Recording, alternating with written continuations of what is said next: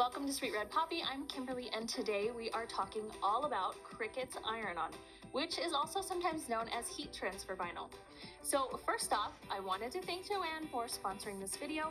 All of the supplies that I'm using in today's video can be found in your local Joann. They can also be found online at joann.com.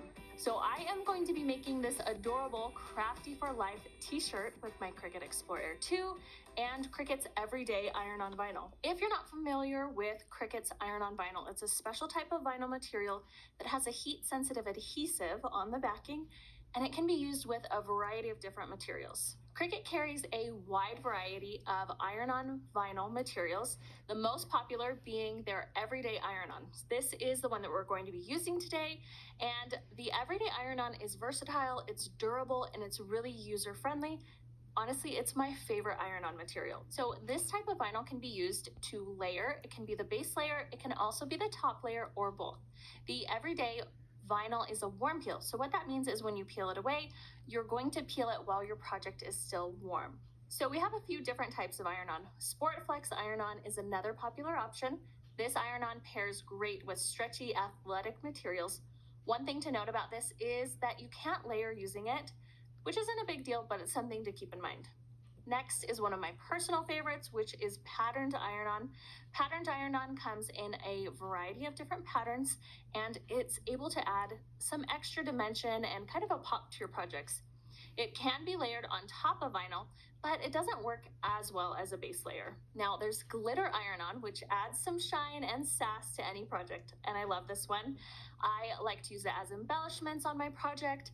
It's not recommended to layer your glitter iron-on, as it either isn't going to adhere or it begins to peel away after a few washes. Then there's holographic iron-on, which makes any design really stand out. This material should not be used as a base when layering, but it works really well on top of Everyday iron-on. Foil iron-on is a super popular option. This is one of Cricut's few iron-ons that is actually a cold peel. So after ironing a foil design, you're going to wait until the backing is cool to the touch, and then you can peel it off. The last type of iron-on is Smart Iron-On, which is only available for the Cricut Joy. And what's different about this iron-on is it features a thicker backing, so you can cut it without a mat. Now, let's go ahead and get started on our project. For this project, you will need Cricut Everyday Iron-On Vinyl, a t-shirt, either a Cricut Explorer or a Cricut Maker, a green standard grip mat, a Cricut Easy Press or an iron, a weeding tool, a Crafty for Life SVG file from our Poppy Club, and a True Control knife. Now I've linked all of the materials that I'm using in the description below, so go ahead and check those out. For our project today, we're going to be using Cricut's Everyday Iron-On Vinyl. To get started on your project, go ahead and open up your Cricut Design Space. For this project, we are going to be using a file, which is from my Poppy Club SVG folder. Now, if you're not already a member of the Poppy Club, I've put a link in the description below where you can read all about the amazing perks and the benefits of our Poppy Club, and you can go ahead and join us. While this SVG file is already sized for a t-shirt, feel free to adjust it as needed. You can use Design Space t-shirt template to ensure that it cuts to the perfect size. To start out, go ahead and click Upload. Want to upload an image.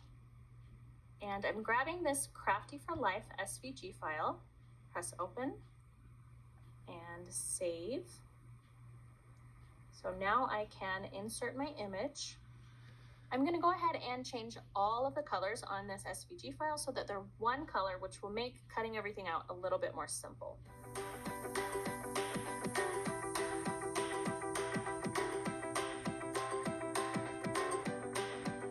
I'm going to select the entire image and just press Attach. Once you have your design ready, you want to go ahead and click Make It, which is in the top right-hand corner, and this will let you preview your screen. Be sure to mirror your image, that way it is cut the right way for iron-on. If you don't do this, your image is going to end up backwards when you iron it onto your shirt. So before you cut, double check that your image is mirrored. After clicking Continue, the screen is going to prompt you to select the material that you are using. I like to set the pressure to more. I would rather it cut through a little bit of my lining than it didn't cut all the way through my iron-on. So you will notice there are two different sides to your iron-on. There's a shiny side, and this is your protective carrier side. This is what is going to protect your iron-on when you are ironing it onto your shirt. And then on the back side, this is actually your iron-on. So you want to make sure that you're cutting the right side. So what you want to do is place the shiny side face down on your mat. I like to just line it up with my left-hand side corner and smooth it out. Make sure that you don't have any bubbles and that it is firmly adhered to your mat.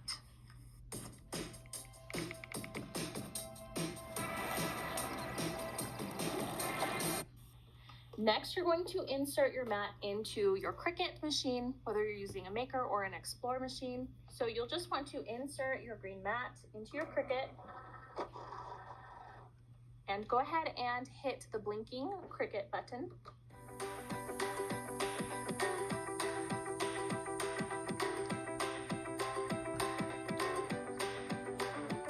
Now that my cut has finished, it is time to start weeding my project.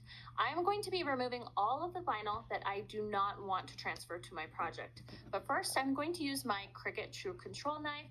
I like using this just to cut away the material that I didn't cut, and I really like to save all of my material. That way I have as little waste as possible. So I am just going to cut around the edge of this design and keep things intact. So I'm just going to press firmly enough that this cuts through my vinyl and also my transfer, but not so hard that I'm cutting into my mat. You can just gently feel with your fingers where your cut begins and where it ends.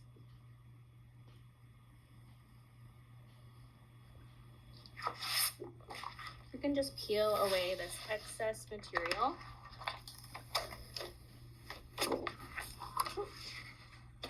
So I like to weed with everything on my mat because it keeps everything in place.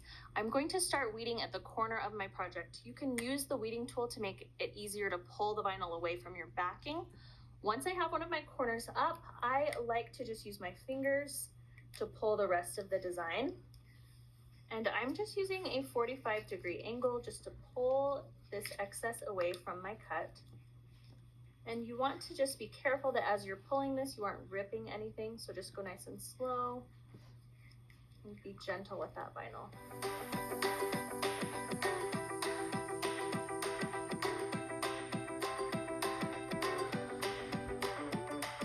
I like to use my weeding tool just to get those intricate parts of my design up.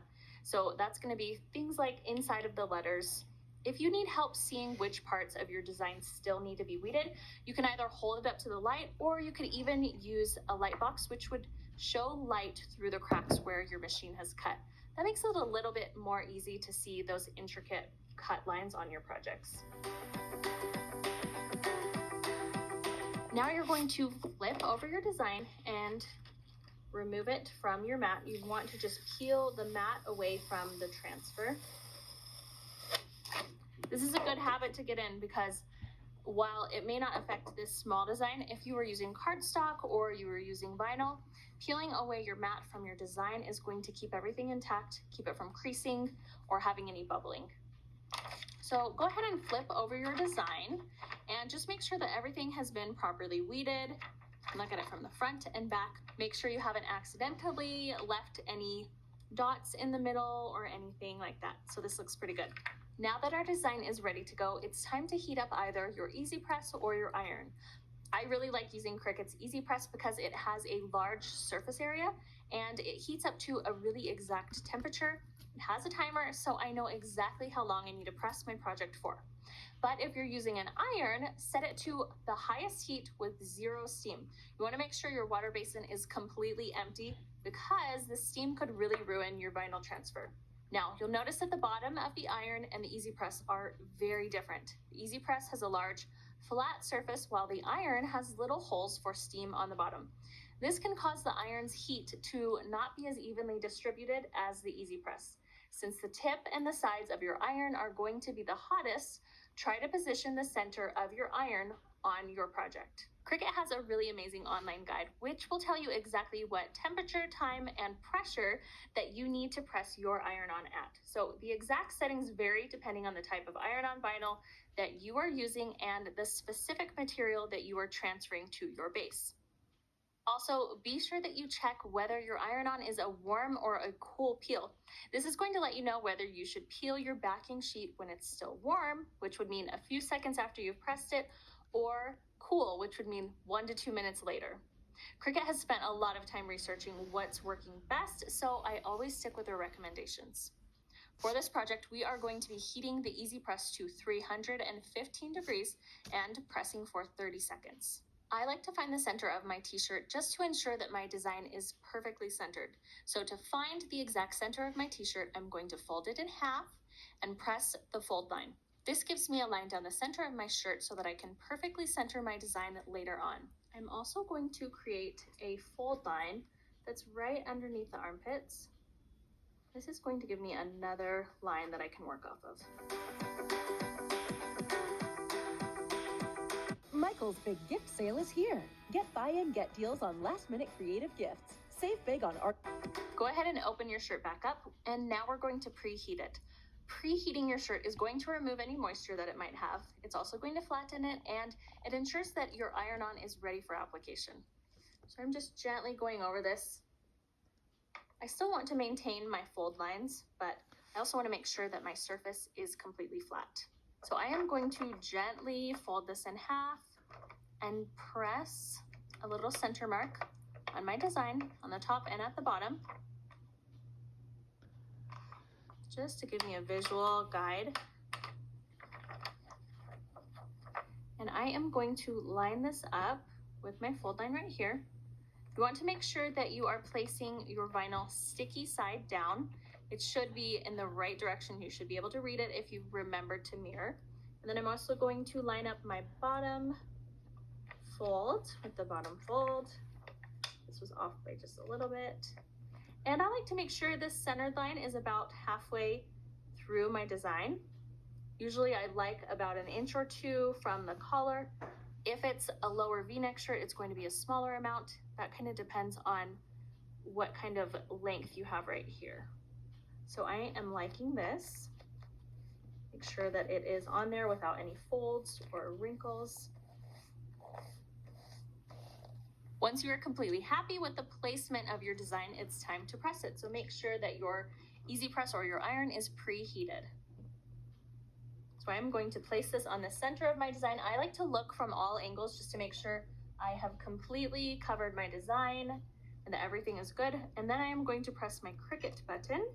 The nice thing about the Easy Press is it's going to count down for me. I don't have to set a timer or try to count to 30 because I will probably mess up and get distracted. So it's just going to count down for me. And I know that my temperature is correct, which is so nice. And then your Easy Press is going to beep at you once it's done.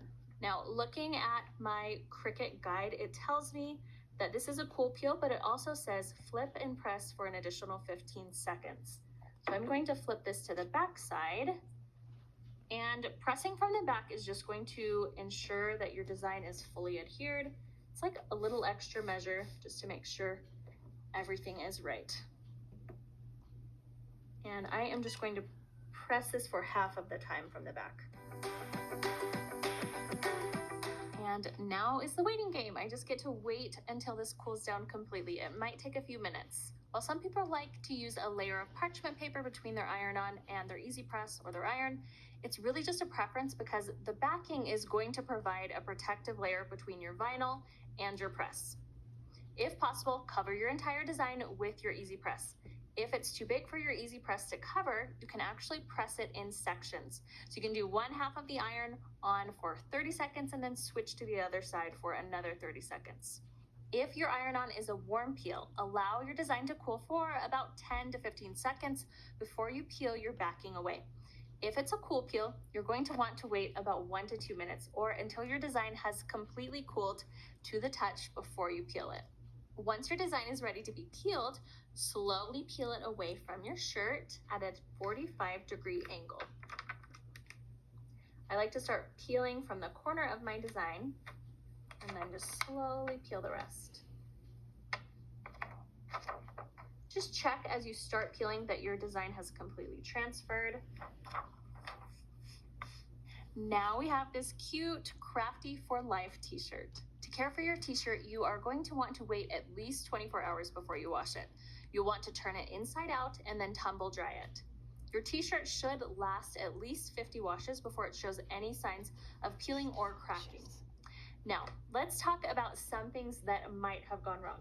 The most common problem that I see with iron-on is that it just doesn't stick to your project. If your vinyl starts to peel up, be sure that you have used Cricut's recommended settings and that you're ironing on a flat surface.